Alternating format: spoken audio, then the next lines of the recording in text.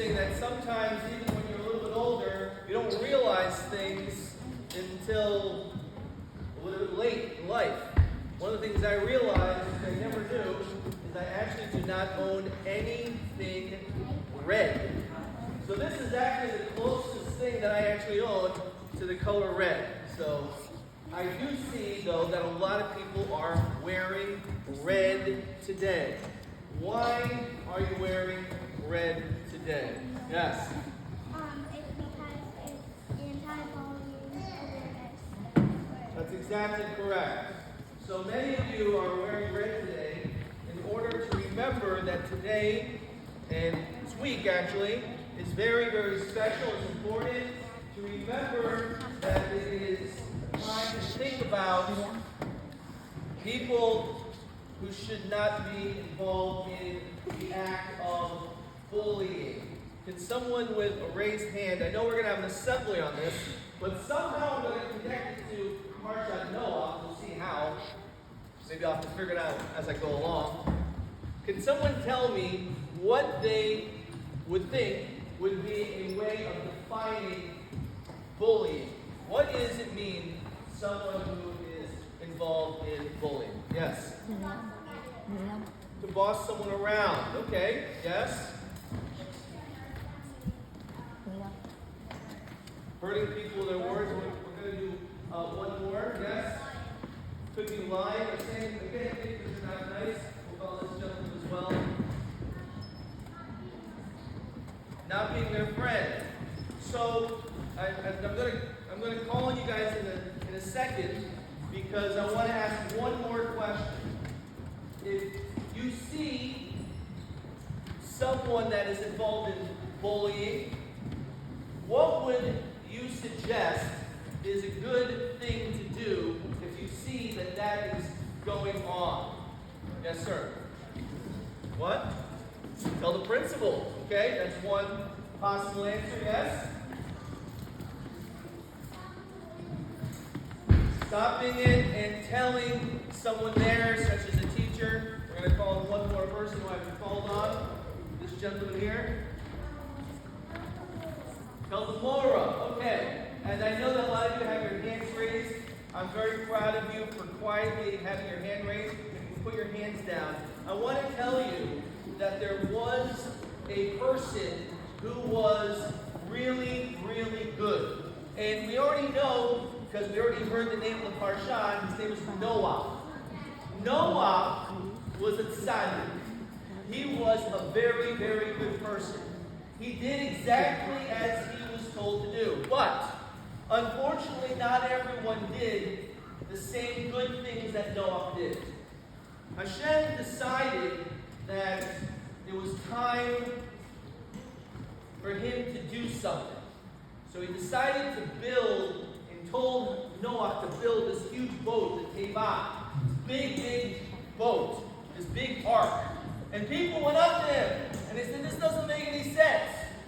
It's not next to an ocean, a lake, a river. You're building this boat and there's no way you can actually bring it after you build it. What are you doing with all these supplies? What exactly is going on? So he said, I'm going to tell you why.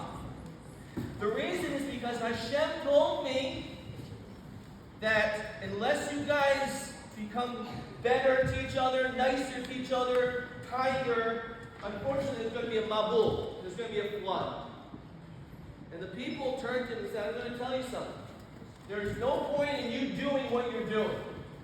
Because if you continue to build this and the flood comes, we are going to take whatever axes that we can get our hands on, and we are going to smash that ark. And not only that, not only are we going to break the ark, we're also going to hurt you. If you do not do what you continue to do, we're not going to tolerate it. We're going to stop. We're going to stop it. So this, believe it or not, is one of the first times, not the first, one of the first times in the Torah where we find, and someone told me what bullying is telling someone, oh, this is what you should do. You're not doing what I want you to do. You do this. And that's what they were doing. They were saying, you want to build this ark? I'm going to break it. And I'm going to beat you up. That's what they said to Noah. But the first of two lessons I'd like to share with you is Noah knew how to deal with someone who speaks that way. Noah did not stop building the ark. He continued doing what he was supposed to do. He was told that he was supposed to build the ark, and he continued to do the right thing. So one of the first two lessons that I learned from this is that when you have someone that tells you, oh, you shouldn't be listening to your teacher, you should misbehave, what are you doing, and I'm not going to be your friend, or in this case, I'm even going to break the things that belong to you that are important, like this ark, I'm even hurt you. The first thing we do is we don't listen to a bully. The fact that someone says that, we're not going to allow them to change the way that we are. Because if we know how to do the right thing, we're supposed to do a certain thing. If someone tells you, no, don't do that, we don't listen to them. But the second important lesson, in addition to that, because when a bully tells you something, sometimes the best way that you can deal with it is to ignore them. Just continue to do the right thing. Because sometimes a bully, you know what they're trying to do, what they want to do, is they want to get you upset. They want to see a reaction from you. They want to see that they did something, that your blood begins to boil, that your face, just like many of your shirts, turn red of anger, and you start speaking back and say, I got him. Sometimes just continue building the ark. Continue doing the right thing. That's the first message of Noah. But sometimes that's not enough, because you could be greatly outnumbered. All those people wanted to break the ark. So Hashem said, I'm going to tell you something. When the flood comes, it's not going to be in the middle of the night while everyone's sleeping. It's going to be Be'etzem Hayom Hazeh, middle of the day. And you're going to see Noah and his family march into that ark with the animals, and you're not going to do anything about it. Why? How come they didn't break the ark? And the answer is brought down that there were animals, like bears and lions, that surrounded all around as almost a protective wall the ark. So that all these people, they wanted to be able to maybe break that ark, they couldn't do it. Because those bears, those wild animals, stood up. They stood up against those people who, if I could use the term, were bullies. And this is the second message. That just like those bears stood up when they knew that there was someone that was trying to do something not nice, they didn't just continue staying in the forest. They protected Noah because they realized that what those other people wanted to do was wrong. Now, those are just animals. We certainly know that if you hear someone saying something not nice, if someone is mean or cruel, if someone is involved in bullying, and you can say, well, he's not doing it to me, he's doing it to that guy, he's saying it to her. That's not the right approach. You learn from Noah that just like those animals stood up to protect Noah, we also have to stand up.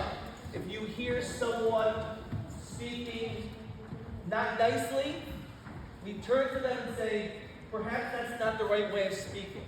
Or, I don't think this is the right approach. Or, as many of you said, go to a teacher.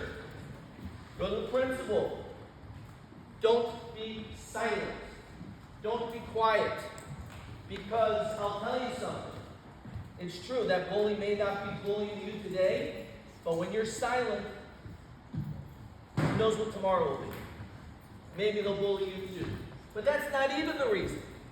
We have to remember how other people feel. And if someone is not being treated nicely, we have to do our part to create an environment, a place where they feel safe and comfortable. And that is what we're accomplishing. That's why there's going to be a special meeting, an assembly today, talking about this. Just like Noah, we will not stop doing what we're supposed to do. We will continue to do the right thing, regardless of what the bully may say. But second of all, we always have to stand up and protect our friends. If anyone speaks not nicely, you have to stand up against them. And by doing that, we will create a beautiful, beautiful environment, a place where everyone can come and happily learn together, and all of us can be close and friends as one. Shabbat Shalom! Shabbat Shalom.